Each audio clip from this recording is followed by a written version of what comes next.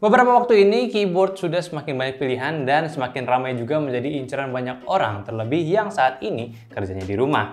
Bahkan buat gue sendiri, gue akhirnya keracunan buat upgrade keyboard gue sendiri yang gue udah dapat dari Banggood. Dan di video kali ini gue bakalan kasih rekomendasi keyboard budget compact yang terbaik buat kalian jadiin wishlist. Bumper dulu.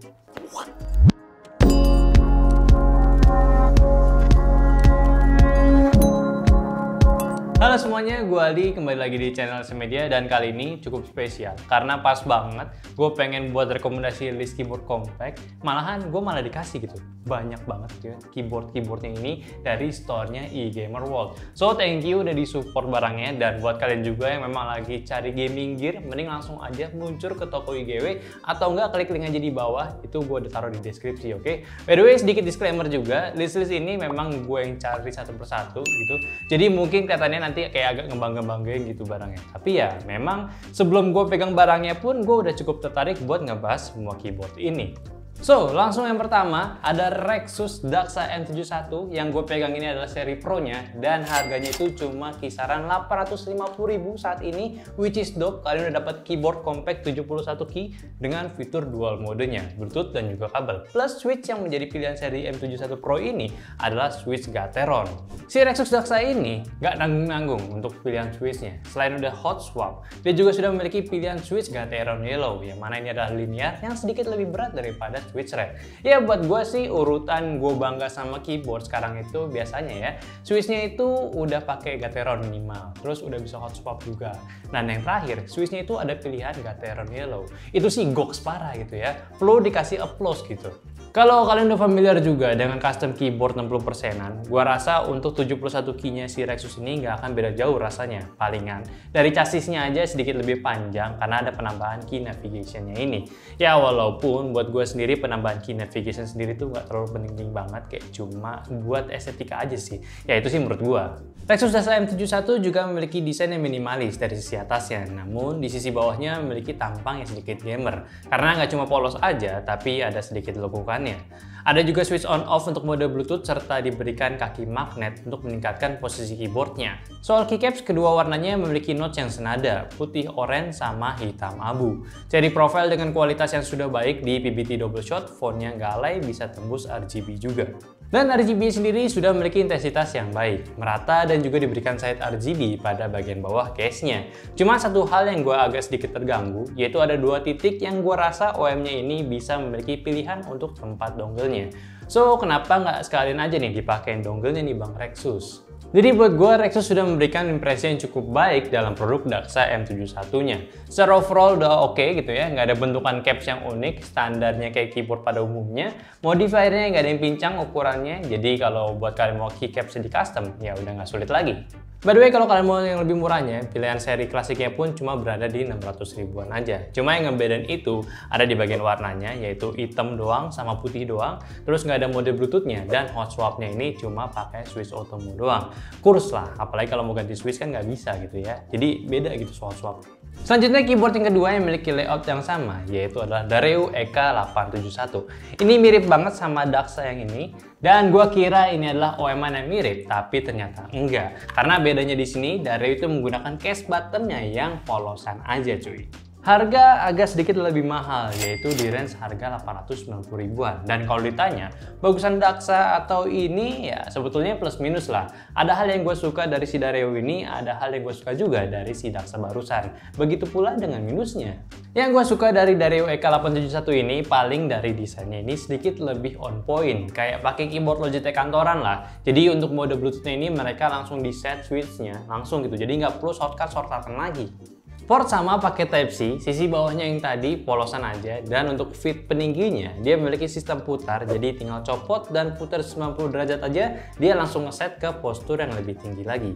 Dan kalau kalian pengguna Mac pun juga lebih diuntungkan karena sudah bisa dengan mudah switch mode serta keycaps-nya yang digunakan sudah memiliki simbol command untuk mempermudah kita dalam penggunaan Mac. Keycaps PBT ini memiliki profil OEM, non-double shot tapi cukup tebal dengan desain note yang menurut gue terbaik dari rekomendasi gue kali ini. Karena mereka menggunakan desain yang bagus untuk di beberapa modifiernya, plus font yang digunakan udah nggak norak lagi. Cuma sayangnya pilihan warnanya itu cuma satu aja, yaitu caps warna putih dengan aksen warna oranye. Namun untuk switch yang digunakan sudah memiliki 3 pilihan warna, biru, coklat, dan merah dari Dareo sendiri yang collab dengan Kailh switch. Jadi pintar juga nih mereka membuat marking Dareo dengan Kailh-nya di switch-nya sendiri, jadi berasa switch ini switch spesial gitu. Tapi minusnya untuk si seri Dareo ini, mereka itu nggak ngebuat PCB-nya jadi hot swap. Jadi agak sulit itu untuk kalian mengganti switch-nya atau sekedar mau nge-loop switch-nya.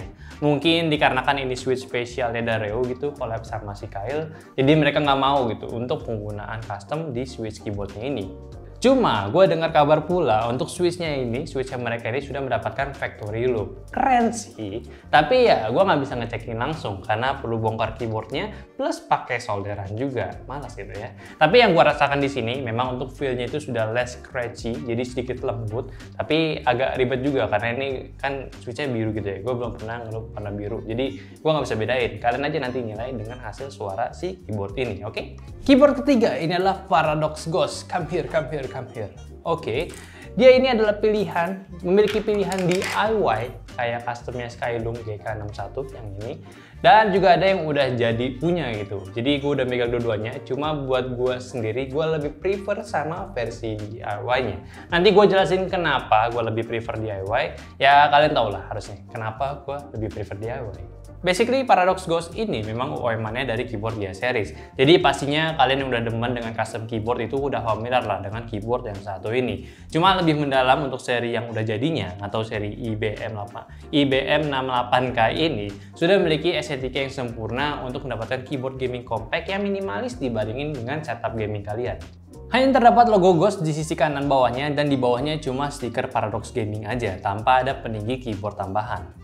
Memang untuk seri yang ini, kapasitas custom si keyboard ini agak sulit karena memang dari switch ini belum hot swap. Kalian perlu proses solder jika ingin mengcustomnya sendiri. Cuma untungnya switch bawahnya ini sudah memiliki switch Gateron, jadi untuk kualitas sudah berada di budget yang terbaik. Keycaps warna putih, simple, nggak pakai Fonora, sudah baik dengan cherry profile, double shot PBT punya, jadi udah top urusan kualitasnya. Ya intinya untuk seri yang ini mungkin cocok buat orang yang nggak mau neko-neko sama keyboardnya. Beli tinggal pakai gitu, nggak banyak komentar juga soalnya. Nah, kalau versi DIY ini mungkin punya harga yang sama dengan versi jadinya. Sama-sama di range harga 630 ribuan. Cuma kalian perlu tahu untuk versi DIY ini ketika kalian beli, kalian cuma akan dapat base keyboardnya aja tanpa ada switch ataupun keycapsnya. Jadi kalau kalian mau completein, mau kelarin semuanya, semurah-murahnya itu bisa nyentuh hampir 1 jutaan lah totalnya. Switchnya itu di angka 250 ribuan dan keycaps basic itu di sekitaran 150 ribuan. Tapi dari hasil yang menjadi sedikit lebih mahal ini, kalian diberikan kebebasan dalam mengatur, mengkreasi hasil akhir si keyboardnya ini. Kalian bisa ganti keycapsnya, loop switchnya dengan mudah karena PCB-nya sudah hot swap pula, atau mau ganti keyboard case-nya kayak punya gue ini.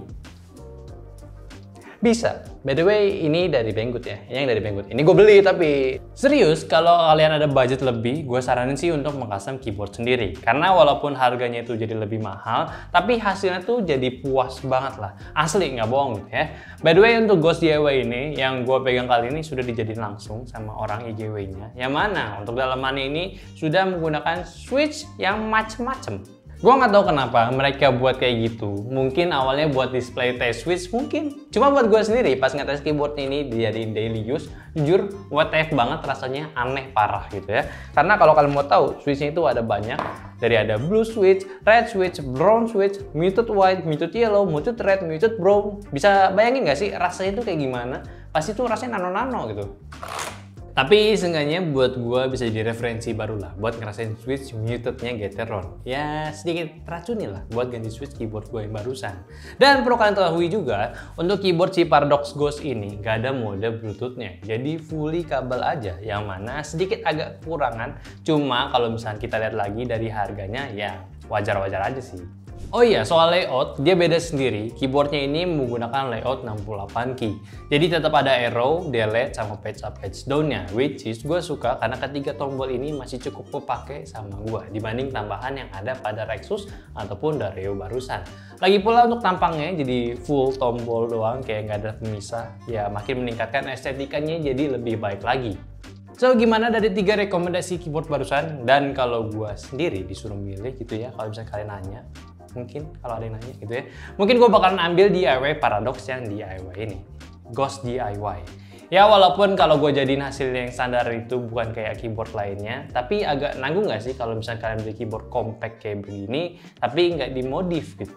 Oh ya, by the way, gue juga bisa merekomendasikan kalian keyboard satu lagi, yaitu keyboard compactnya si Razer, yaitu si Huntsman Mini, yang gua rasa bisa jadi perfect fit buat kalian yang suka dengan keyboard kelasan Razer dan gak mau susah lagi, tinggal pakai aja keyboardnya. Karena dari lightingnya juga udah cakep, pakai si Razer Chroma. Switch yang digunakan juga sudah menggunakan switch optikalnya punya Razer sendiri. Ya walaupun feel-nya itu nggak seenak kalau kalian ngeloop sendiri switchnya, tapi kalau misalkan kalian ngincer gitu dengan akurasi switch yang tinggi, gue bisa merekomendasikan keyboard yang satu ini. Atau mungkin kalau kalian mau lihat review lengkapnya bisa aja cek di sini. Gue udah pernah bahas kok.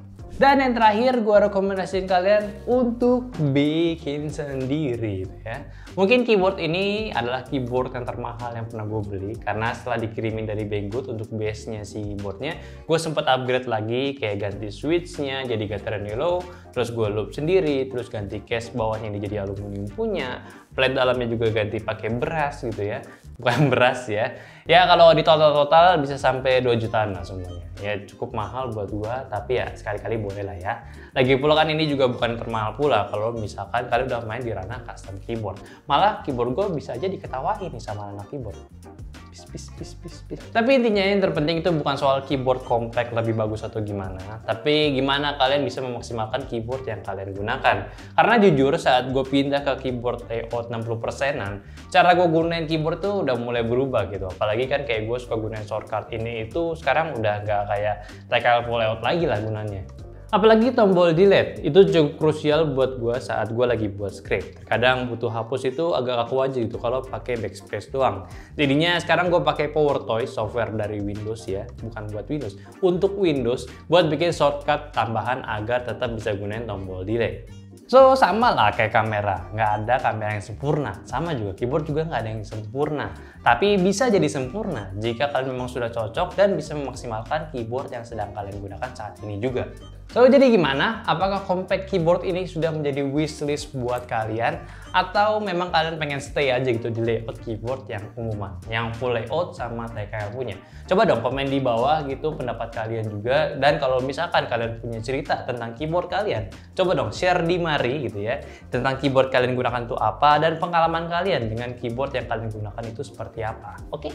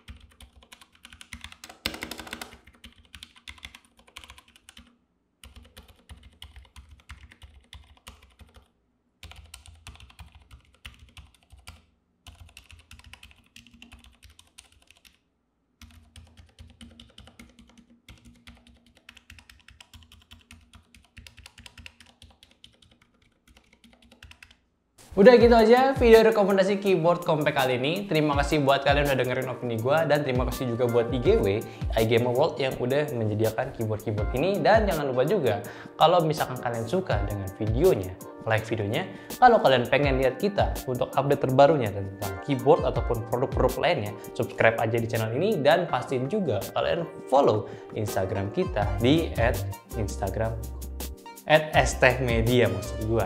Dan jangan lupa juga komen kalau misalkan ada saran ataupun kritik, dan juga koreksi kalau misalkan gua ada salah-salah kata dari video ini juga. Oke, udah gitu aja. Di sini ada gua Aldi sebagai hostnya, ada kameramennya, ada si Nanda, dan dibantu juga sama si Aldira. Udah gitu aja. Jadi sampai jumpa di video selanjutnya. Bye bye.